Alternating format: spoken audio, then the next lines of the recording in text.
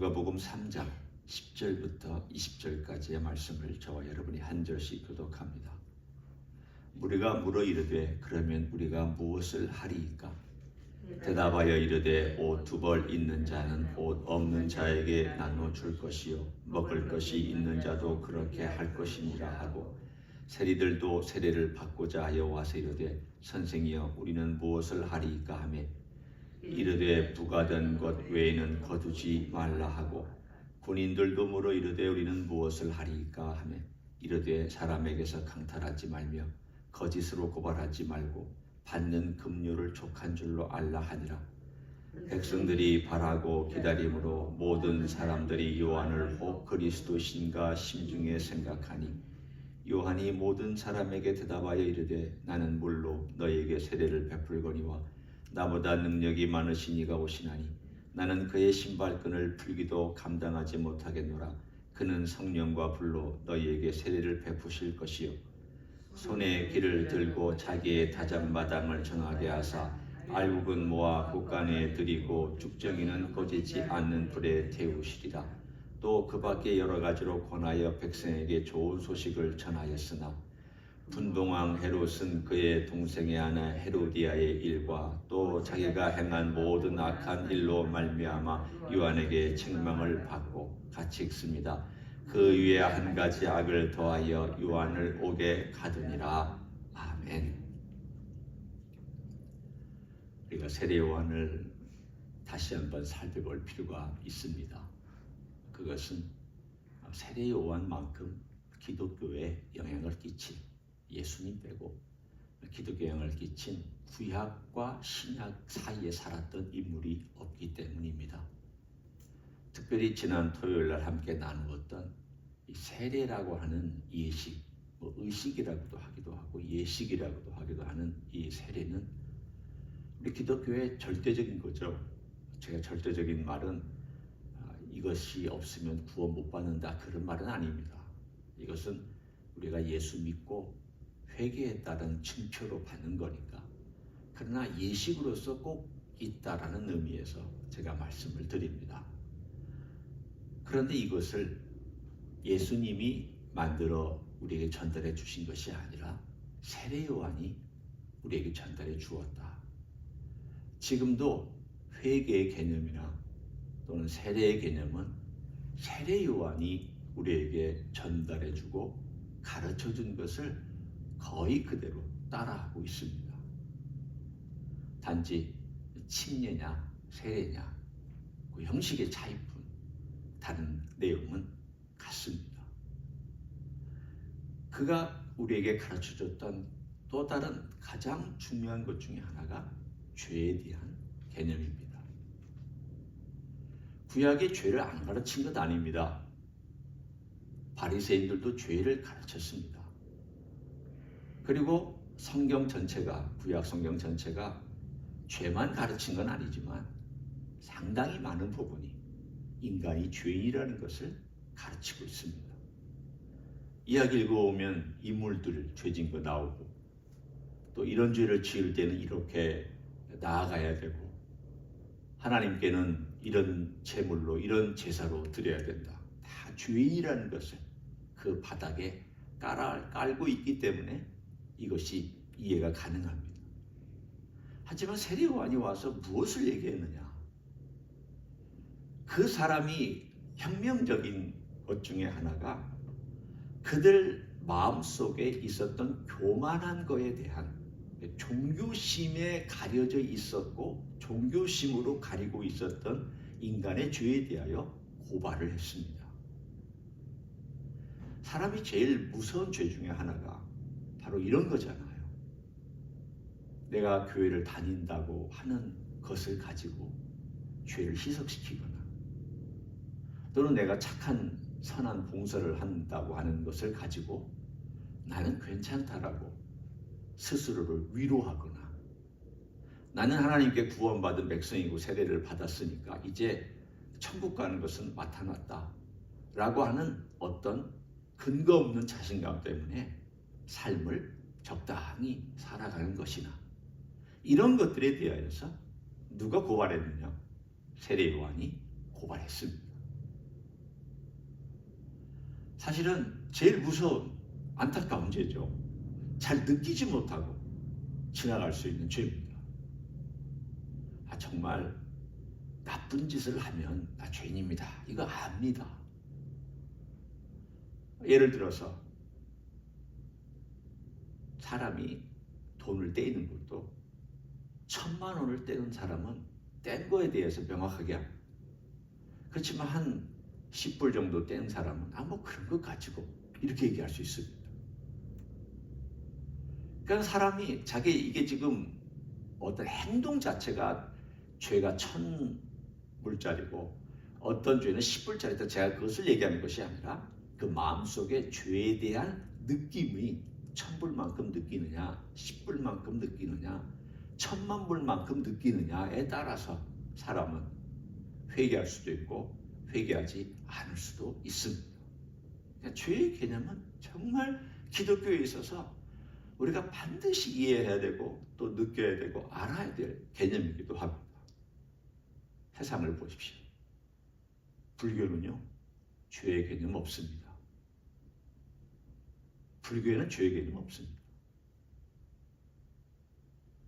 절에 다니다가 기독교로 오신 분들의 이야기를 간증을 들어보면 내가 그렇게 죄인인 걸 몰랐다고, 그것도 죄인지를 몰랐다고, 굳이 그렇게 죄에 대한 개념을 알아야 되느냐고 그렇게 살고 있다가 기독교에 와서 그 죄에 대한 개념을 알고 그때부터 회개를 시작합니다.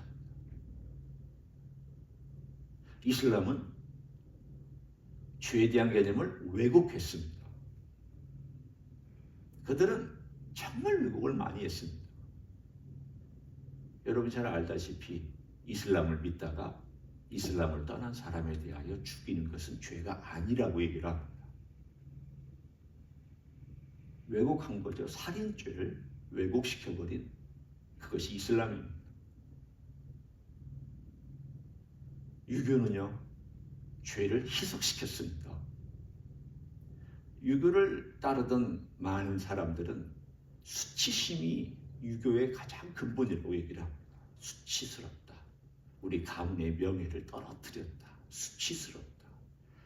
우리의 가지고 있는 명예나 이름이나 우리 집안의 가문의 모든 것이나 부끄럽게 만들었다. 그것을 죄라고 얘기를 했습니다. 희석시킨 거죠. 개인의 죄보다는 가문이나 식구의 죄로 혹은 명예나 수치심으로 죄를 대체해버렸습니다. 무신론자들은 죄가 있거나 없거나 상관이 없습니다. 왜? 하나님이 없는데, 절대적인 기준이 없는데 죄가 무슨 문제야? 다 상대적인 거지. 여러분 생각해 보십시오. 이 세상에 어떤 종교가 이렇게 죄에 대하여 명확하게 알려주고 있습니다. 하나님 앞에서 죄가 얼마나 심각한지에 대해서 고발하고 있는 그러한 종교가 어디 있습니까? 기독교만큼 그렇게 명확하게 알려주는 종교는 없습니다.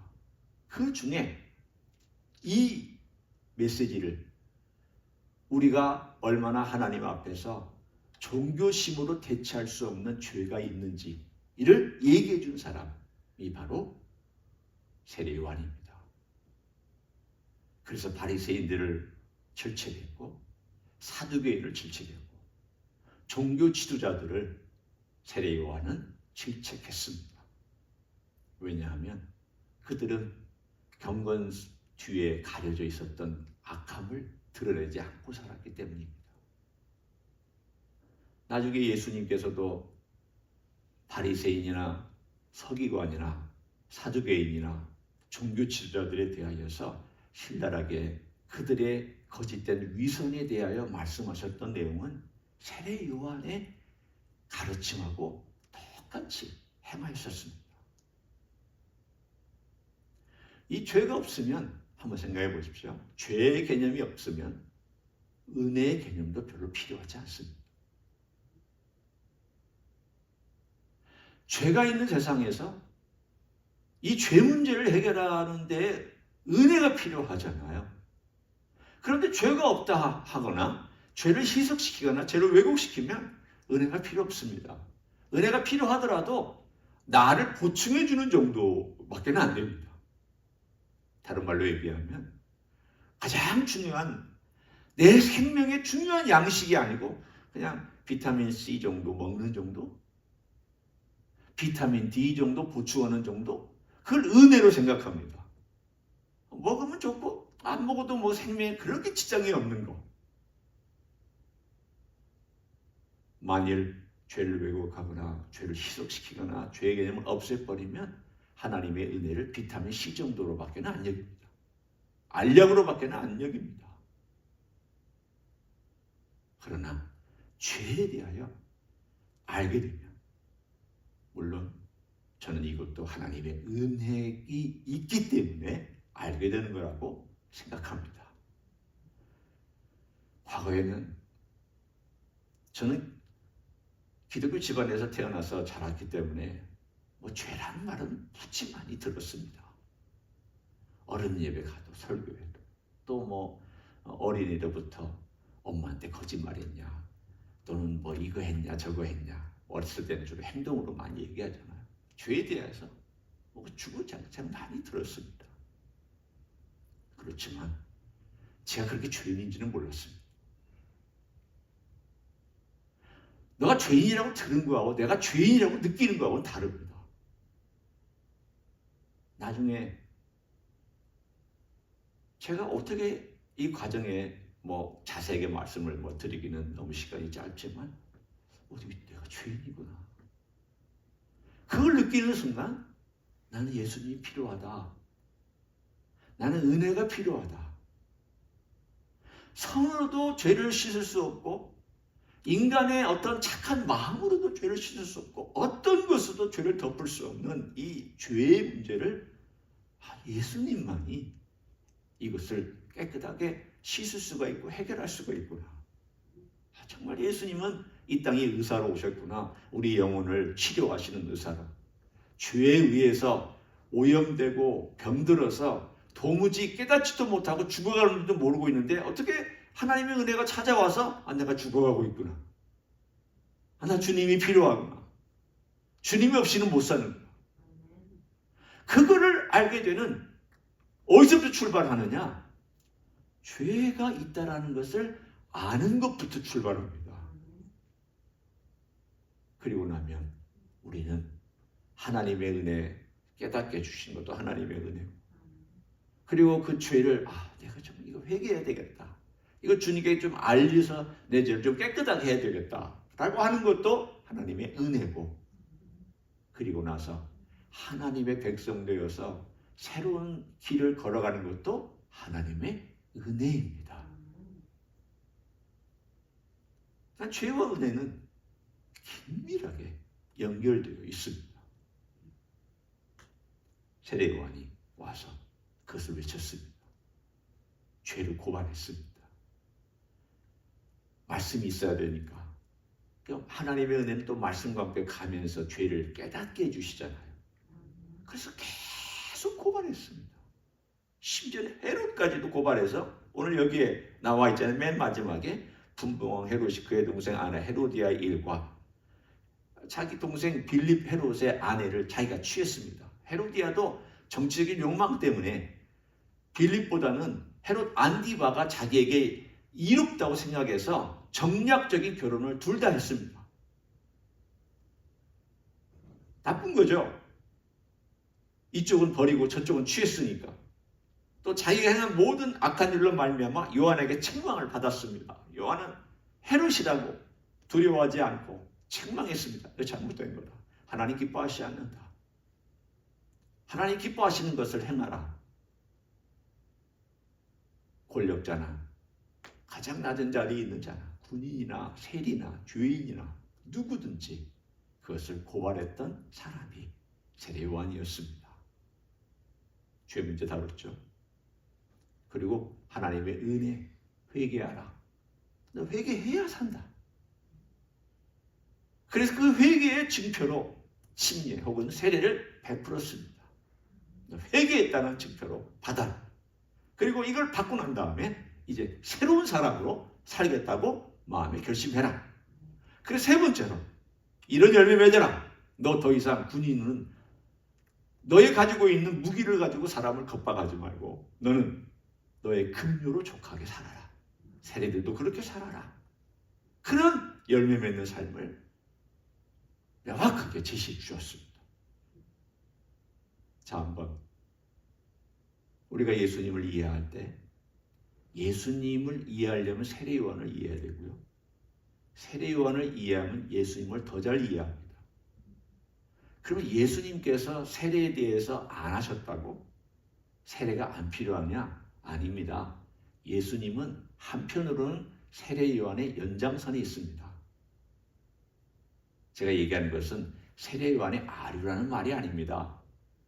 세례요한은 준비하는 자로 왔고 예수님의 사역을 위해서 정말 세팅을 잘 해놨습니다. 예수님이 그 위에 사역을 해도 될 만큼 세팅을 잘 해놨습니다. 죄인들의 마음속에 죄를 가르쳐주고 세례를 베풀어주고 뒤에 오시는 분이 나보다 크신 분이라는 것을 위해서 발판을 깔아놓고 그렇기 때문에 예수님은 오셔서 그 위에서 역사했습니다. 따라서 우리는 기독교를 이해할 때 세례요한을 이해해야 되고 세례요한을 이해해야 예수님이 이 세례요한의 여러 가지 준비했던 것 위에 주님께서 일하셨구나. 그 중에 제일 중요한 것 중에 하나가 회개하라 천국이 가까웠다. 이것은 세례요한의 메시지이기도 하고 예수님의 메시지이기도 합니다. 회개가 뭐냐를 우리는 오늘 결론으로 함께 적용하고 말씀을 마치려고 합니다. 회개가 뭐냐? 회개는 죄를 명확하게 깨닫는 데부터 출발합니다. 우리가 이렇게 기도할 필요가 있습니다. 주님, 제가 아직도 깨닫지 못하고 느끼지 못하고 알지 못하는 죄가 있습니까? 제가 태어나서부터 지금까지 살아오는 동안 아직도 깨닫지 못하는 죄가 있거든 깨닫게 해주십시오. 깨달음에 대한 첫 번째 우리의 기도, 회개와 연결되어 있습니다. 두 번째는 주님, 그 죄에 대하여 애통하며 회개하게 해주십시오. 팔복 중에 애통하는 자는 복이 있나니 그가 위로를 받을 것이며라고 말했습니다. 여기서 애통하는 것은 그냥 슬퍼하고 애통하는 것이 아니라 죄 때문에 애통하는 것을 의미합니다. 누가 주님의 위로를 받느냐? 그래, 이제 너 괜찮아. 너 괜찮아. 너 깨끗해졌어. 라고 누가 이야기를 해주고 위로를 해주시느냐? 주님이 해주십니다. 그게 회개입니다. 세 번째는 열매를 맺는 삶입니다. 변화받는 삶입니다.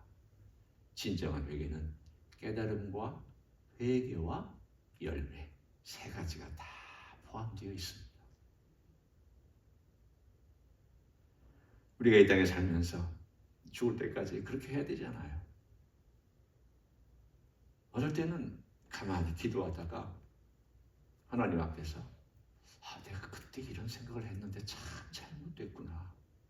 이게 퍼뜩 떠오를 때가 있습니다. 그러면 기도하다 말고 그 문제를 가지고 하나님 앞에 회개할 때가 있습니다. 주님, 그때 제가 이런 생각했고 이런 행동한 거 용서해 주십시오. 주님, 참 그때 너무 몰랐습니다. 이게 죄인지를 몰랐고 저는 이렇게 이러한 변명도 했고 혹은 이러이러한 이유를 들이대면서 제가 회피를 했었습니다. 주님, 잘못했습니다. 그리고는 이제 바뀌어진 삶을 살아가는 것. 여기까지가 회개인 줄 믿습니다. 오늘 우리 주님께서 우리의 주님이라면 그렇게 살아야 되는 것을 마음에 깨닫고 오늘 하루도 이 땅에 찾아오신 주님께서 또 세례 요한의 그 메시지를 가지고 회개하라 천국이 가까웠다라고 말씀해 주셨던 그 메시지가 다시 한번 내 가슴에 울리도록 듣고 그렇게 살아가는 여러분 되시기 예수님의 이름으로 간절히 축원합니다. 기도하겠습니다. 우리 주님이 이 땅에 오셨습니다. 그런데 우리 주님이 오시기 6개월 전에 세례 요한이 먼저 왔고, 주님께서 공생애를 시작하시기 한 1년 전에 세례 요한이 또한 사역을 시작했습니다. 세례 요한은 예수님의 오실 길을 준비하였고, 그는 세례를 베풀었고 죄를 사람들에게 알려주었고 가르쳐 주었고, 그리고 어떻게 새로운 삶을 살아가는지에 대한 것까지도 말해준 것을 감사를 드립니다. 우리 예수님, 그의 모든 사역을 또 바탕 위에 놀라운 하나님의 나라를 가르쳐 주셨고, 병자를 고쳐 주셨고, 죄인들을 회개시켜 주셨고, 하나님 나라가 어떤지 맛보게 해주셨으며, 우리 하나님 놀라운 교회까지 세워주셔서 감사를 드립니다. 그 중에 우리의 죄를 용서해 주신 십자가의 사랑과 피 흘려 주신 사랑을 감사드립니다. 오늘도 주님 앞에 나와 우리 주님께서 나를 위하여 피 흘려 주신 그 보혈로 내 죄가 정결하게 씻겨지고 새로운 삶을 살아갈 수 있기를 원합니다. 오 주님, 그러한 삶을 살아갈 수 있도록 매일매일 축복하여 주시옵소서.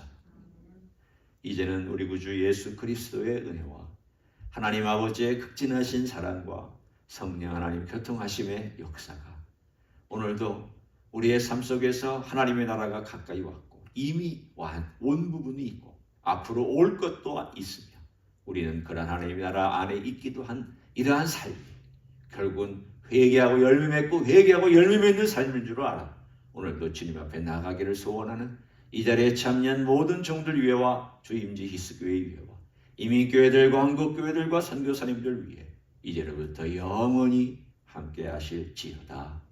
아멘.